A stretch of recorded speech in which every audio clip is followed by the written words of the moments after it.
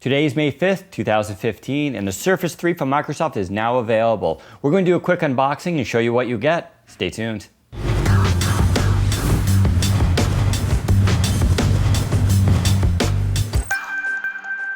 So here we are with the Surface 3, and we have the type cover along with the pen, which is in the dark blue color. Apparently this is limited edition, so if you're thinking about ordering the pens in different colors, you may want to order those early. Let's take a look here at the box. It's a pretty standard Microsoft box. I've been using the same design now for the Surface for a while, ever since its first release. It comes with this quick release piece of tape right here, which is kind of nice, holds it all together, and then it slides out this way. Now, this Surface 3 right here is the 4 gigs and 128 gigs of storage. Meanwhile, another version comes with just 2 gigs of RAM and 64 gigs of storage. The difference between the two, $100. So they start at $499 but go up to $599. To be honest, for the extra $100, you should really go for that one. You'll enjoy the extra RAM and double the storage as well. So here we are, we got the nice little plastic cover, of course, that keeps it all wrapped up. And you just pull this stuff away, and that is the Surface 3.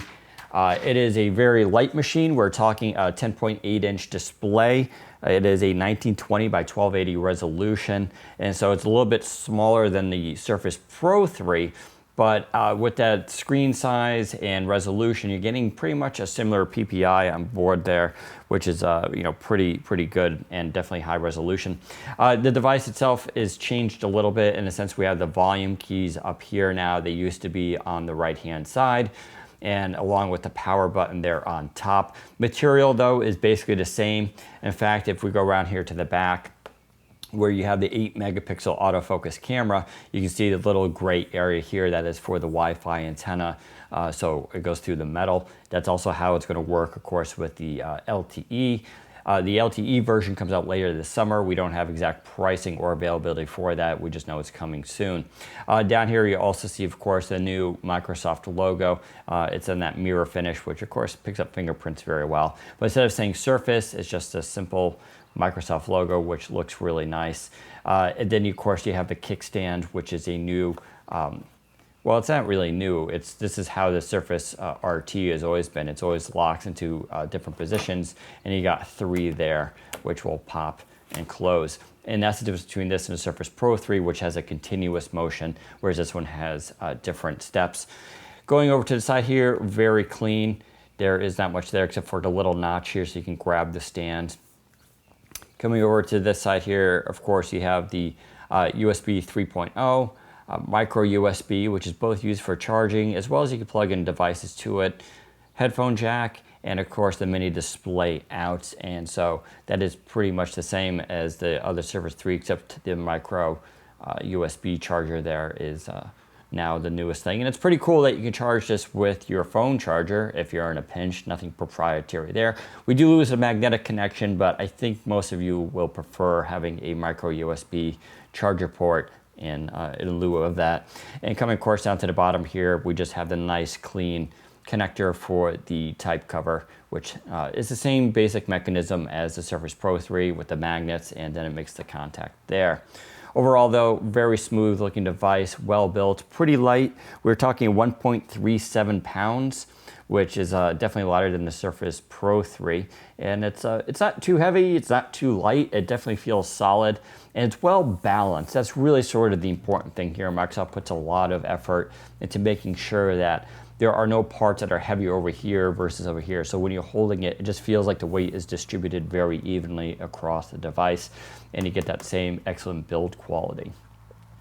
Putting the Surface aside for a moment, let's see what else we got here.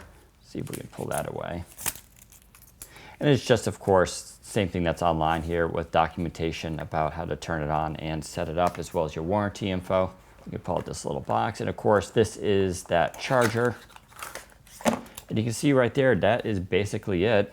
Plug into the wall that way, very portable. You gotta admit that these new PCs in 2015 have really done a great job of being low power and using these small little chargers. Speaking of charging, it supposedly gets up to 10 hours of usage. It is running an Atom processor, which is how it goes fanless. That processor, I believe, is a quad-core Intel Atom X7 8700, which probably doesn't mean too much for you, but it's a 1.6 gigahertz with an Intel burst technology up to 2.4 gigahertz. And of course, the real secret there is, like I said, it's fanless, and that's a pretty awesome thing. And that's actually pretty much it for the actual Surface unboxing. Let's take a look here at the keyboard quickly. So here it is, the Surface 3 type cover. Now this does not come with the Surface 3, you have to buy it extra. Now when you're going through the checkout process online, of course, they're gonna remind you to do that. It is an extra $130. So that is, for some people, a negative selling point. However, you do get multiple color choices, and that's why it's a separate SKU. The idea here is that you can pick your color. This is the popular cyan, but there's also a dark blue, which actually looks like that color. There's also a burgundy red and now a new bright red, which if you've seen it in the store, it's actually very, very bright. Like I said, $130 tacked on to either $499 or $599, starts bringing the price up. That's a downside, as this keyboard is pretty much necessary if you really want to use the Surface to its full capacity. Of course, there are the exceptions. Some people just, have no desire to use the keyboard, or they prefer to get one a little bit later when they have some extra money, and that's perfectly fine too. As you can see there, of course, you get a little booklet. Here is the keyboard. Very nice design. Big change here. They got rid of the Windows 8.1 and 8.0 specific keys on the top row. This is now more like a traditional laptop where you have the function keys to turn up and down the screen brightness. You can also do the keyboard backlight, because this does have a nice backlight on it as well. You have your media controls, quick mute button, page up, page down, escape, and so forth. Other than that though, this is actually the same keyboard as the Surface Pro 3. They just basically trimmed it and made it shorter. It's a little darker blue, and the material, once again, has been changed up just a little bit. And I actually really like it. It just feels very, I don't know how to say it, it's very velvety. It has this nice soft touch to it.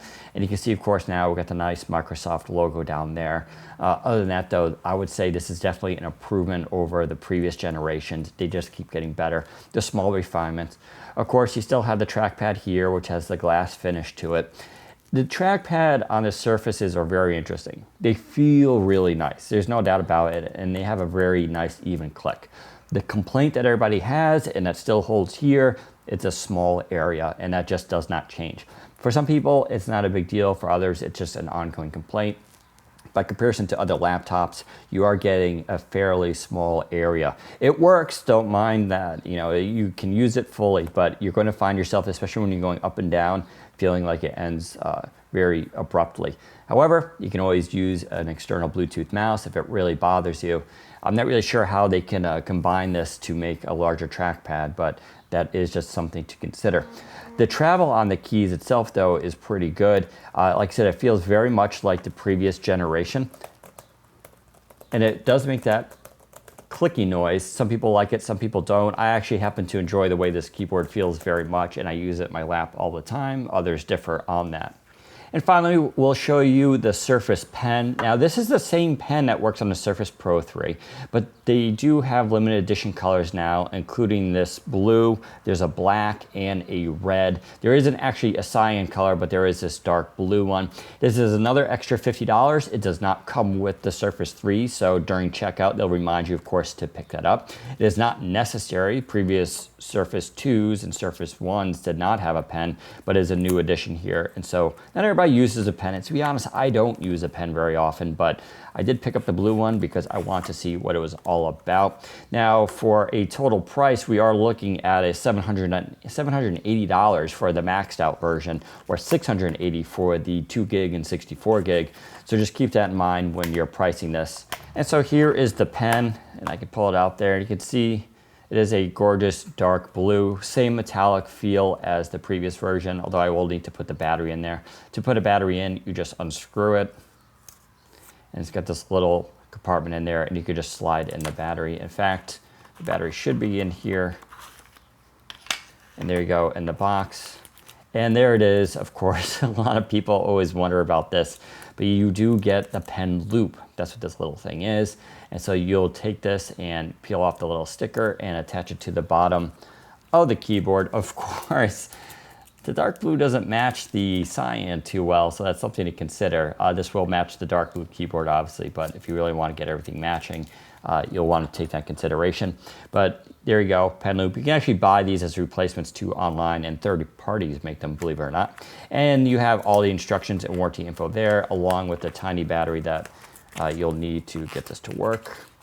Okay, so now we booted up the Surface 3 for the first time and preloaded all our stuff. So this is basically what the Surface will look like the first time you turn it on. Ignore these games though, I did install those myself because I want to try them out. But this is basically what it looks like. Of course, I put my own background on there as well. The display is phenomenal. If you gotta give credit to Microsoft for one thing, is they always make the display really, really nice. 1920 by 1280 resolution, 3.2 aspect ratio. And what makes your displays really good, of course, is that the zero gap for air in there. Basically, it means that the screen is completely pushed up against the glass. And so it feels very fluid and very sharp contrast here on the colors. It just looks really, really beautiful. And you can see as far as apps loading, that is an example of the modern apps. Like I said, if you primarily use these modern apps, which actually I do, that's going to be sort of the speed at which you can expect stuff to load up. And overall, it's just a really nice system. You can, of course, run full Windows apps on this. This does have a desktop like previous versions of Windows, but this can run x86 and Win32 applications just like anything else. Being an Atom processor, your performance will vary, so keep that in mind. This is not a Surface Pro 3, and that is meant to be like that. As you can see, the graphics look great, and at the 10 inches size, this is really ideal for holding in your hands and playing video games for extended periods of times, especially at 1.3 pounds. You're talking about the original iPad type design there, except this has a much beefier processor and can, of course, run these types of games with ease. It feels really nice. Benefit too, you also get front-facing speakers, both hidden up here, just like the Surface Pro 3, and they sound really, really good. I have no complaints whatsoever. One thing that's really worth mentioning here, of course, is the rear camera, which has been upgraded to an 8-megapixel autofocus. And you can see it right there focusing on, so you got to tap to focus. And it's actually a really good camera. Probably one of the best we've seen yet on a Surface. And this is going to be really good for people who are in business and want to take pictures of business cards and those types of things. You get this really good quality. It's not as good as your cell phone, of course, but it is definitely better than before. And I'll show you one of my favorite aspects that Microsoft has always thought about.